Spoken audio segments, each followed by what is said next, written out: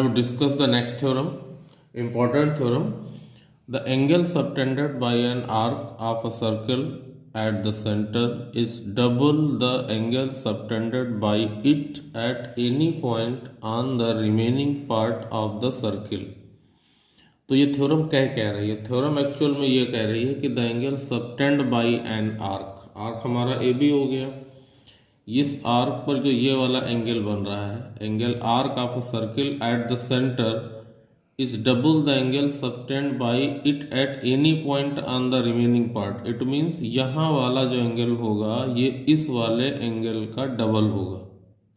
Suppose that अगर ये 30 degree है तो ये 60 डिग्री होगा. इस कॉन्सेप्ट को हमें प्रूफ करना है. तो गिवन में क्या है, एक सर्कल है सी जिसका कि सेंटर ओ है, ये ओ हो गया, और इसकी रेडियस अगर कंसीडर करते हैं तो आर मान लेते हैं. प्रूफ क्या करना है, angle A O B equal twice of angle A C B. Construction इसमें क्या करेंगे, हम इसमें कंस्ट्रक्शन के लिए हम करते हैं कि एक CO लाइन को एक्सटेंड करा देते हैं, ज्वाइन कराते हुए बढ़ाते हुए डी पॉइंट तक गई. अब कंस्ट्रक्शन में हम इसमें अब हम कौन सा ट्रायंगल लेंगे, सबसे पहले हम जब CD लाइन को प्रोड्यूस किया तो हम we know that when one side of a triangle is produced then the exterior angle. तो ये आप ये देखिए कि एक ट्रायंगल है हमारा AOC, इसमें CO को प्रोड्यूस किया D पॉइंट तक, तो ये बन गया exterior angle. In triangle AOC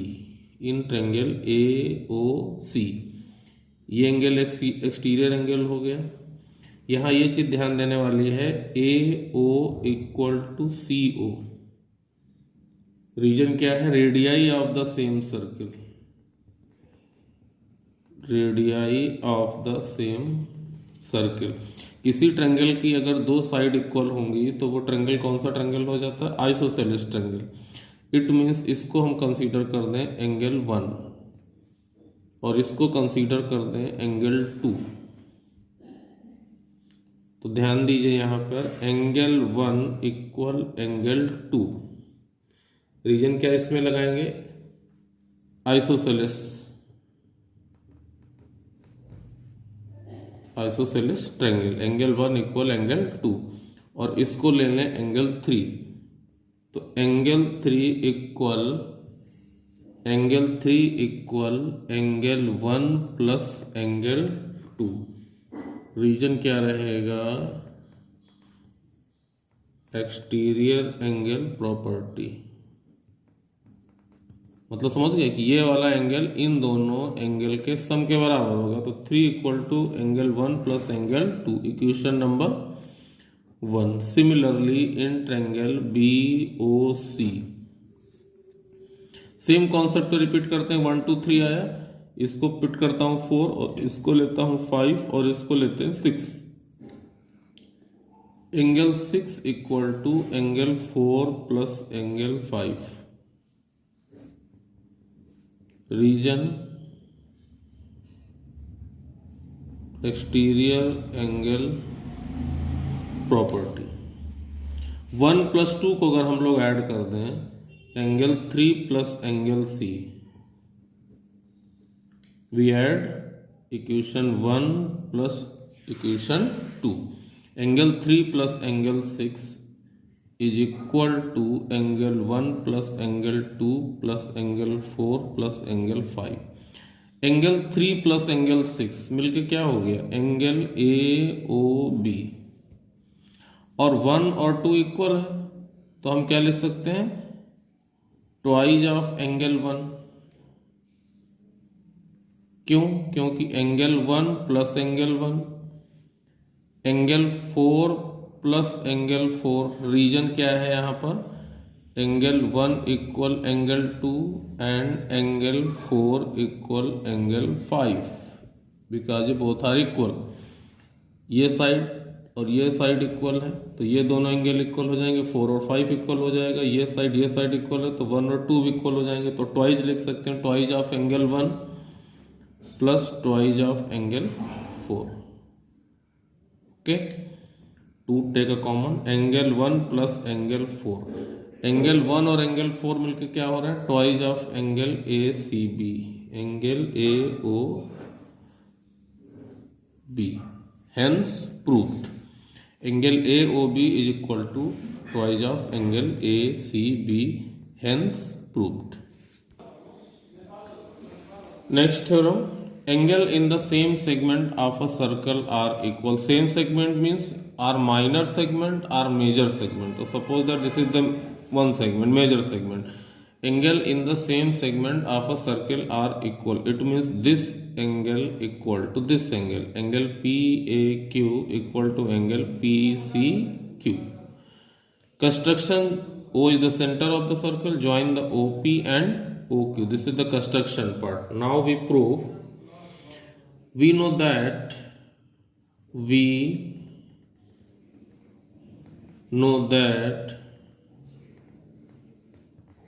according to theorem,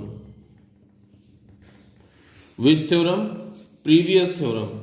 What is the previous theorem? The angle subtended by an arc at the center is double at the angle subtended by at any point at the remaining part of the circle. It means angle POQ equal twice of angle PAQ, equation number 1. Similarly,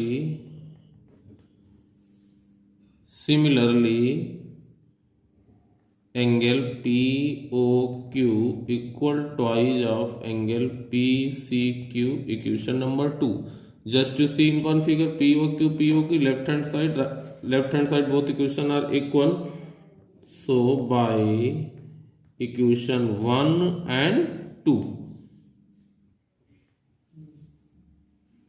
twice of angle PAQ equal twice of angle PCQ. 2 cancel. Angle PAQ equal angle PCQ. Hence proved. In short, this angle is the twice of this angle.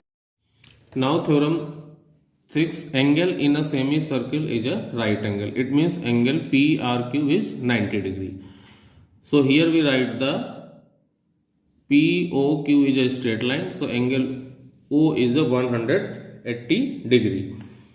So twice of PRQ is equal to POQ. It means this angle is the twice of this. POQ is how much? POQ is 180 degree. Why? Because POQ is a straight line. POQ is a straight line. So twice of PRQ equal 180 degree. Angle PR equal 180 upon 2. It means 90 degree. So angle PRQ equal to 90 degree. Hence proved. So simple theorem. Now next and last theorem. The sum of either pair of opposite angle of a cyclic quadrilateral is 180. तो theorem क्या रही है? In short में अगर हम समझने की कोशिश करें थ्योरम को, तो थ्योरम हमारी यह कह रही है कि हम इस सर्कल को देख रहे हैं. This is the circle. ABCD is a quadrilateral. ABCD is a cyclic quadrilateral. What is the difference between quadrilateral and cyclic quadrilateral?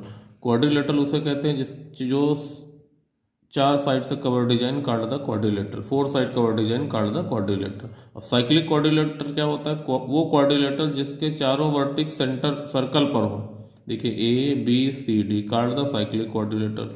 इस थ्योरम का बहुत ज़्यादा यूज होता है क्वेश्चन में. तो साइक्लिक क्वाड्रिलेटरल ये कह रहा है कि A प्लस C का सम 180 और B प्लस D का सम 180. ये आपको प्रूफ करना है. चलिए, तो अब हम क्या करते हैं, हम OB और OD को ज्वाइन कर दें. वो हमारा क्या है? O is a centre. अब बहुत ध्यान के साथ देखिए, हम BOD ये वाला एंगल, इस वाले एंगल को अगर हम X मान लें आपके दिमाग में क्वेश्चन उठ रहा होगा कि हम एक्स वाई या 1 2 3 क्यों ले लेते हैं। अब देखिए जैसे हमने बोला कि एक्स मानना है इसके, तो इमीडिएटली हमारा पॉइंट हम यहीं पे कंसंट्रेट हो जाते हैं, फोकस्ड हो जाते हैं, क्यों एक्स कौन सा है ये। अब अगर हम बोलते हैं एंगल बी ओ डी तो थोड़ा सा कंफ्यूजन होता है, एंगल बी ओ डी कौन सा है। अगर हम बोले बी ए डी तो दिमाग घूमता है बी ए डी, जो डायरेक्टली बोले जैसे देखो एंगल नंबर 1 या वाई या जेड एक्स कोई भी वेरिएबल ले लीजिए तो इमीडिएट फोकस हो जाएंगे। बी ओ डी एक्स ले लिया। अब ध्यान दीजिए अगर ये angle B O D X है तो हमारा प्रूफ लिख लिया हमने, angle B O D equal to X let कर लिया, इसको हमने लेट कर लिया। इससे बेनिफिट क्या हुआ, देन एंगल ए कितना हो गया हमारा 1/2 ऑफ एंगल एक्स हुआ या नहीं, क्यों हो गया। ऑलरेडी अभी हमने थोड़ी देर पहले थ्योरम पढ़ रखी है, वो थ्योरम क्या कहती है, the angle subtended bye an arc at the centre is double the angle subtended bye it any point on the remaining point. यानी यहाँ का एंगल जो होगा वो इस वाले एंगल का ट्वाइस होगा, या रेसिप्रोकल कर लीजिए, ये एंगल जो होगा सेंटर के एंगल का हाफ होगा। तो ये देखिए x है तो a कितना होगा x/2। क्लियर। अब अगर हम इस एंगल को y सपोज कर लें, कोई प्रॉब्लम किसी को, आई थिंक नहीं होनी चाहिए, एंगल y है। Let angle B O D again y, so ये डाउनवर्ड हो गया। अगर इसको हमने y ले लिया तो एंगल हमारा c क्या हो गया, angle c equal 1/2 angle y। अब आप ध्यान दीजिए एडिंग, हम क्या कर रहे हैं, दोनों को ऐड कर रहे हैं, equation 1 plus equation 2, angle a plus angle c equal to half of angle x plus y। Half common ले लिए, दोनों के साथ था, x plus y complete angle कितने का होता है 360 क्योंकि combined angle at a point हो गया, तो ये हमारा कितना हो गया 360 डिग्री। यानी हम इसको क्या लिख सकते हैं, इसको सिंप्लीफाई कर दिया तो ये 180 डिग्री आ गया। Angle a plus angle c equal to 180 degree, a plus c equal to 180 degree. And we know that the sum of angle of a quadrilateral is 360। ध्यान से देखिए इन दोनों का सम 180 आ गया और चारों एंगल का सम कितना होता है 360। तो अगर कोई क्वाड्रिलेटरल के 4 एंगल हैं जिसमें कि 2 एंगल का सम 180 है तो बचे हुए रिमेनिंग 2 एंगल का सम क्या होगा, वो ऑलरेडी 180 डिग्री होगा। We know that angle A plus angle B plus angle C plus angle D equal to 360 degree. Now angle plus A plus angle C plus angle B plus angle D equal to 360 degree. इसकी जगह हमने क्या लिख लिया 180 degree, angle B plus angle D equal to 360 degree, angle B plus angle D equal to 360 minus 180, ये आपको मिल गया 180 degree. ठीक है ना। तो ये सेकेंड पार्ट इसका आ गया, जैसे तो फर्स्ट पार्ट आ गया। तो अब हमारा कंडीशन क्या हो गई, a प्लस c का सम भी 180 हो गया और b प्लस d का भी 180 हो गया। This is the last and final theorem. तो अब अभी तक हमने जितनी भी थ्योरम एक्सप्लेन की, ये मेन आपकी थ्योरम्स हैं जो कि हम लोगों को सर्किल के न्यूमेरिकल क्वेश्चन सॉल्व करने में हेल्प करेंगी। बेसिक और भी इसके अलावा अगर आप रेफरेंस बुकें देखते हैं तो उसमें थ्योरम्स मिलती हैं, these are the corollary and other related question, so no major issue, this is the majors theorem. ठीक है ना।